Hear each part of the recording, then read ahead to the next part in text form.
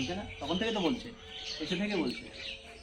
কিন্তু থাকা যাবে আমাদের, কিভাবে থাকতে পারবে? আমাদের টিকিট কাটা লস, 25,000 লস।